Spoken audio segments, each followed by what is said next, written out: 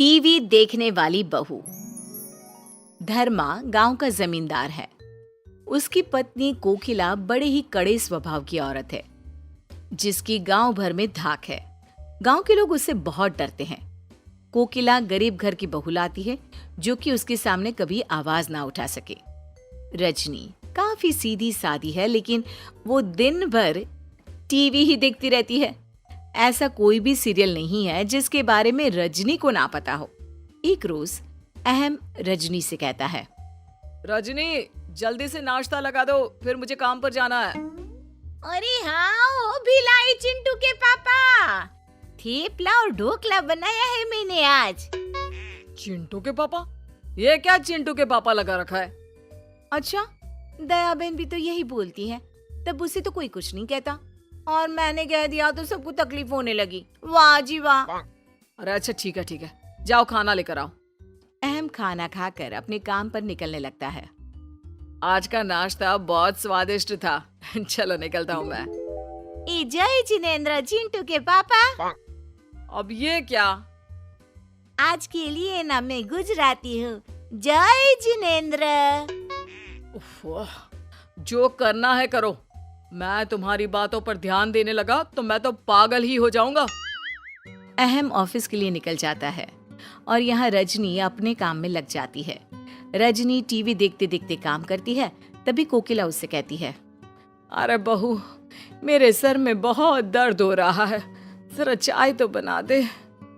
TV में ध्यान होने के कारण रजनी चाय में नमक डाल देती है। अरे बहू, दिन भर तेरा मुंह टीवी में ही रहता है। कितनी बार कहा है खाना बनाते वक्त ध्यान काम में रखा कर, लेकिन नहीं, तुझे तो कुछ समझ में ही नहीं आता। अब क्या नमक वाली चाय पीऊंगी? अरे सुधर जा, नहीं तो ये टीवी का कनेक्शन ही बंद करवा दूंगी। पता है ना तुझे, इस घर में एक पत्ता भी मेरी मर्जी के बिना नहीं हिलता है। नहीं नहीं माँ जी, टीवी को कुछ मत कीजिएगा, मैं फिर से चाय बना कर लाती हूँ ना। और रजनी दोबारा चाय बनाती है। एक रोज कोकिला सत्संग में जा रही होती है। बहू, घर का ध्यान रखना, टीवी में मत घुस जाना। कोकिला के जाते ही रजनी जी टीवी देखने लगती हैं। मम्मी जी नहीं है, अब तो मैं टीवी देख ही सकती हूँ और उन्हें पता भी नहीं चलेगा। रजनी टीवी देखने लगती है और धर्मा की तबीयत खराब हो जाती है। धर्मा रजनी को बहुत आवाज लगाता है, लेकिन टीवी में मगन होने के कारण उसे कुछ सुनाई नहीं देता और वो बेहोश हो जाता है। दूसरी ओर चोर कुछ दिनों से उसके घर पर तो नजर गड़ाए बैठे थे और आज उन्हें मौका भी मिल जाता है। वे घर में घुस आते हैं, लेकिन रजनी को इस बात की भनक तक नहीं लगती। अरे चलो चलो, हम इसके सामने से भी पार हो गए ना, तो भी इसे पता नहीं चलेगा। चोर घर से जेवर पैसे सब चुरा कर ले जाते हैं और कोकिला के आने से पहले भाग जाते हैं। जब कोकिला घर आती है तो उसके होश उड़ जाते हैं।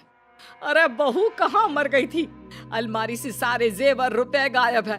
अरे चोरी हुए हैं, थाने में रिपोर्ट लिखवानी होगी। तुम तो देखोगी नहीं कुछ।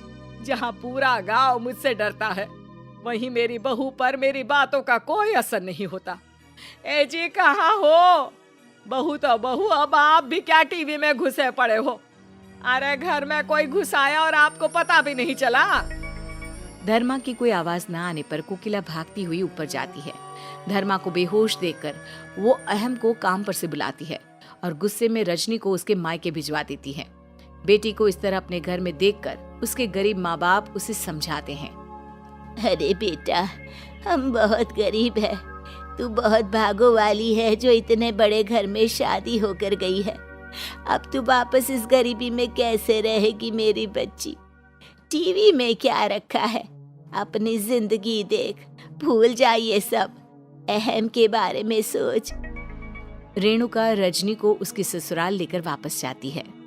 बहन जी, अब मेरी बेटी टीवी की ओर देखेगी भी नहीं।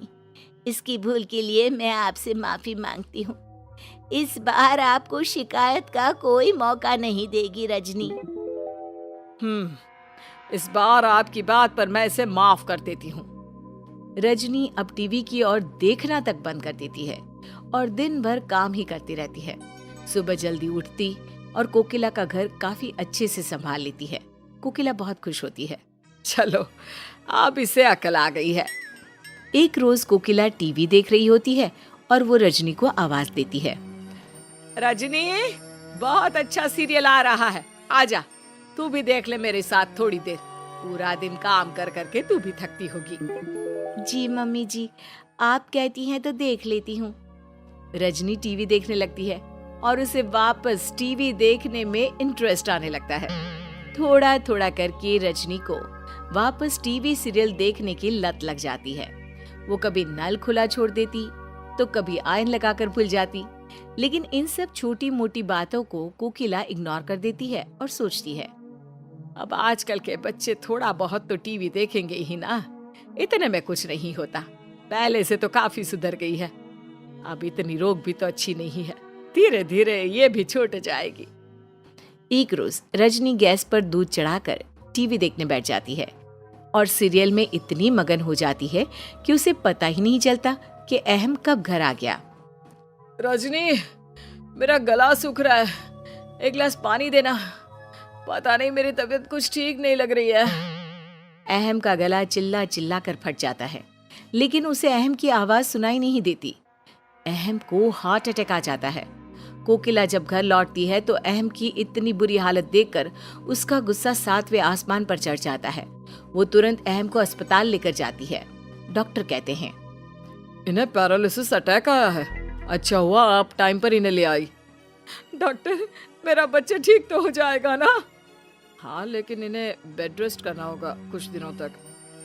कोकिला रजनी को चमाटा लगाती है। कितनी बार समझाया मैंने तुम्हें, टीवी सीरियल फ्री टाइम में देखना ठीक है, लेकिन अपनी आंख और कान खुले रखा करो। आज तुम्हारे कारण मैं अपना बेटा खोते खोते रह गई। अरे नहीं चाहिए मुझे ऐसी बहू जिस कारण हमारा सब कुछ छीन जाए। अब तुम मेरे बेटे को तलाक दो और हमेशा के लिए मेरे घर से निकल जाओ। रजनी की आंखों में आंसू बहने लगते हैं। मम्मी जी, ये मेरे भी तो पति हैं, मैंने कैसे नुकसान पहुंचा सकती हूँ, मुझे माफ कर दीजिए। तेरी माफी से क्या मेरा बेटा ठीक हो जाएगा? नहीं, अब तेरे लिए इस घर में कोई जगह नहीं है। कोकिला रजनी को तलाक दिलवाकर अपने घर से भिजवा देती है।